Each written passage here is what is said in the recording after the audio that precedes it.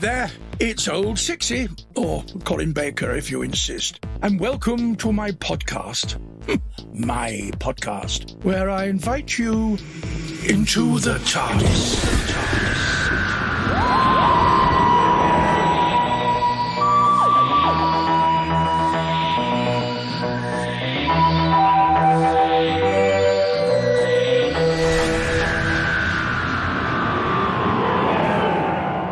I feel truly lucky to have played and still be playing the Doctor, not only on television but on stage, and of course on audio. And what adventures I've had. It's not just my incarnation, though, no, because there are so many of my, or rather his, hers, theirs, other selves to delve into that we had to do this podcast to showcase the wonderful catalogue the Big Finish have given us. Gets better, though, because the cast you saw on TV is the cast you'll hear once you start listening, with a host of friends, both old and new, not to mention situations and monsters. This week, it's time for part 2 of The Night Witches. Now, if you missed part 1 in the best traditions of time travel, you could pop back and listen to that now. But if you've landed and, like the Doctor, are eager to investigate straight away, then let me bring you up to speed. The TARDIS has landed in Russia, 1872. Oh yes, the Doctor is very confident about that, with a little help from Polly, who's been getting lessons from the Doctor on how to fly the TARDIS. However, upon stepping outside and being confronted with German panzer tanks that are about to open fire upon the TARDIS, they realise it's more 1942 than 1872. Just as the panzer is about to fire, an approaching plane drops a bomb on the tank before being shot down. Pulling the pilot free, they learn that her name is Lilia Grankin, and two things immediately strike the TARDIS team. 1, Lilia has a concussion, and 2, her reaction to Polly. In an effort to get Lilia back to her base and medical attention, they split, with the Doctor and Jamie in one team and Ben and Polly in the other with Lilia. Discovering a makeshift airstrip and nearly being shot as spies, the Doctor and Jamie find out they're in the hands of the 588th Regiment of Night Bombers, or the Night Witches. Whilst held captive, the Doctor and Jamie are informed by Commander Nadia Vazny that Ben, Polly and Lilia have been found and are in the medical tent. The commander, suspecting the TARDIS team of being German spies, is interrogating them with special interest in Polly when a plane comes down in a forced landing. Rushing to the aid of the pilot, the Doctor sees that she is the spitting image of Polly. Oh, now you're all caught up. I'll be back at the end of the episode with some behind-the-scenes content. Meantime, here's part 2 of The Night Witches.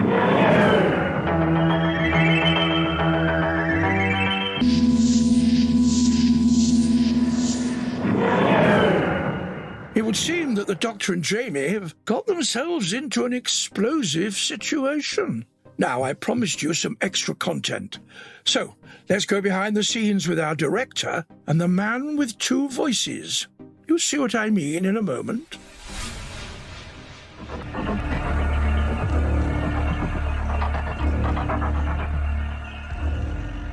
My name is Helen Goldwyn and I am the director for The Night Witches. It has been a real treat to have such a female production.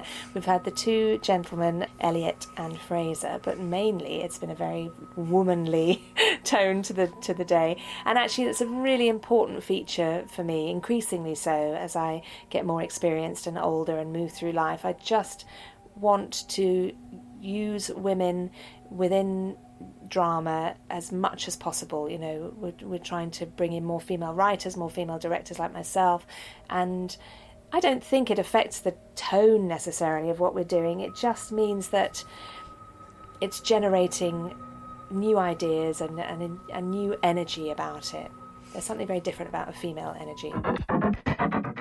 This is my first time working with Annika, Fraser and Elliot. I haven't worked with any of them before. Obviously, I know of Fraser and Annika from years past, even before I started with Big Finish. Obviously, Fraser Hines was a familiar name all throughout my life. I've always known his name. I didn't imagine that one day I would be directing him. And he's got some fantastic anecdotes. He was telling us today about the time he worked as a child actor, directed by Charlie Chaplin.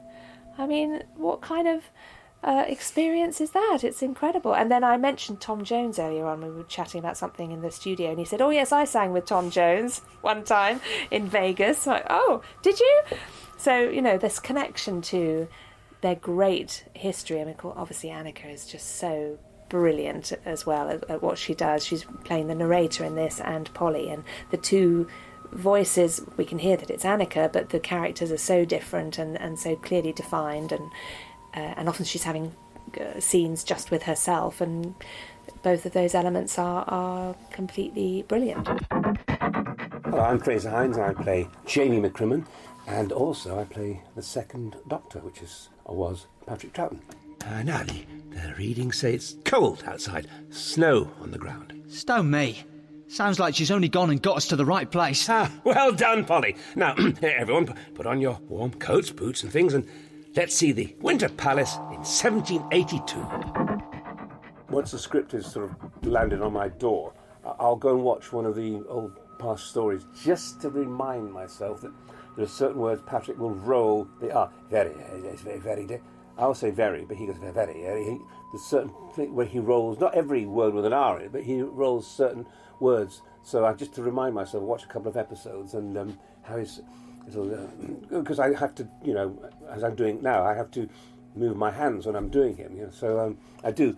Otherwise, you get too complacent. Oh, I've done Patrick before. I've done Jamie before. No, I'd like to just remind myself.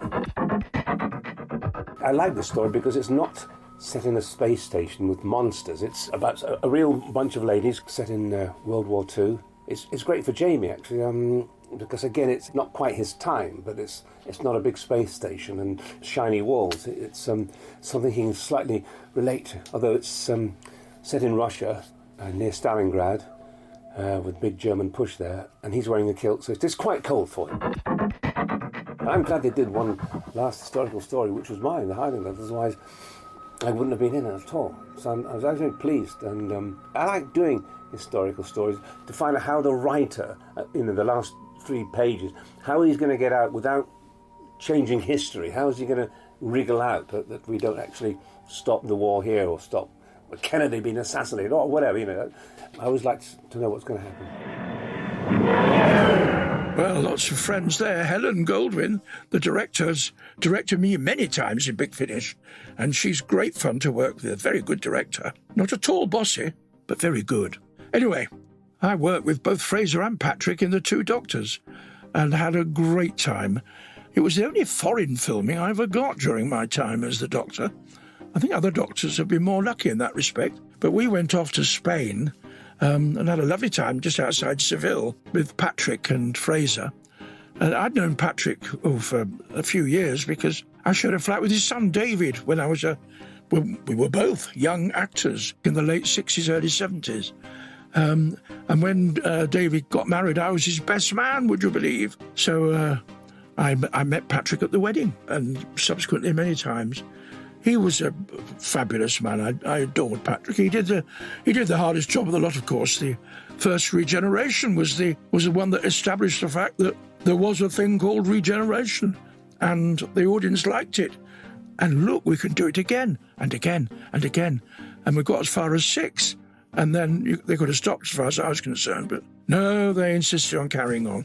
Anyway, that's all down to Patrick's brilliant reimagining of what the Doctor could be when he turned up with that kind of sly, louche character of the second Doctor. Well, he was just so different and clever, a proper character actor. And working with him and with Fraser, with whom he'd worked for many years, and they were like Laurel and Hardy together. I think when I joined in, one of the first things I said to Fraser, and he will confirm this, was, just a minute, I do the jokes, when he was attempting to be the funny person on the set. I said it with a tongue in cheek, and my fist up his nose. Anyway, so we're all old friends. It was lovely. Working with Patrick was one of the special bits of my career, really. Just a lovely man, much missed. The TARDIS is behind enemy lines. Polly is rousing the suspicions of Captain Nadia. Ben is perhaps feeling a little lovesick, while the Doctor and Jamie are driving a bomb. Of course. Can it get any worse for our heroes? Find out next time as you come with me into the TARDIS. Now, don't forget that Doctor Who, the worlds of Doctor Who, and more besides, live on at bigfinish.com. You've been listening to Into the TARDIS, hosted by me, Colin Baker, and produced by Ian Meadows. Supervising producer was Lizzie Wursdell, and executive producers are Nicholas Briggs and Jason Hay-Gallery.